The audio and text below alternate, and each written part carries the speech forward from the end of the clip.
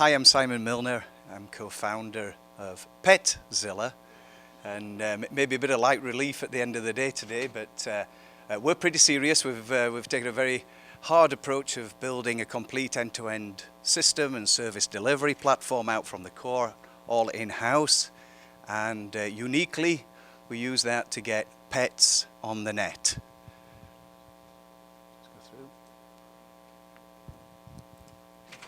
If it isn't apparent, people spend a lot of money on the pets. It's an interesting industry. It's shown to be recession proof, and probably moreover, it's an industry that's bereft of data. And it just seemed, I have a cat, and it seemed incredible to me that there was no applications, no services out there that allowed me just simple monitoring of my pet way back when. And then I started looking at the market and the industry, and it was even more profound how fragmented. It's essentially a cottage industry that's ripe for technology disruption. So I mentioned that we built out the cloud and the end-to-end system. We also took the difficult route of building a consumer product that we've launched into retail back in August. We've got good shelf presence today, Bed Bath & Beyond, Best Buy. And the initial entry point is that simple question: how do you treat your pet? Well, with our device, our Edge device, you can now check in at any time and see, speak, snap pictures during this immersive video chat interactive session, and then the ultimate sort of Pavlovian effect via the treat that helps guarantee that your pet's in front of the camera anytime you call her. We're happy to be in, I think, pole position today. Again, it was quite a complex product that includes an even more complex electromechanical piece in there that manages a variable range of treats, and we also launch them out into we have a golf swing ejector that launches them, gives them a trajectory, so no matter what height, you capture that magical moment of your pet being treated and rewarded. There's some competition out there. We were out 3 years ago and we coined the phrase pet tech.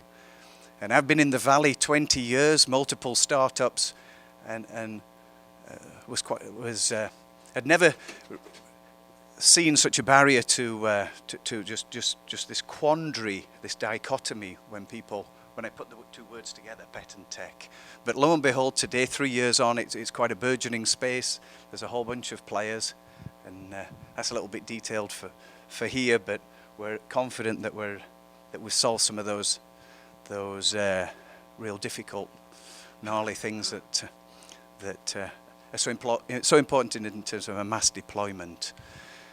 So business model, step one, build a trusted brand, enter the pet owner relationship in a very heartfelt, emotional and strategic way. We have under the covers a whole bunch of back-end services that leverage the pet as a unique connector for family, friends and social engagement, as well as a tie-in into that huge $60 billion spend industry in the US.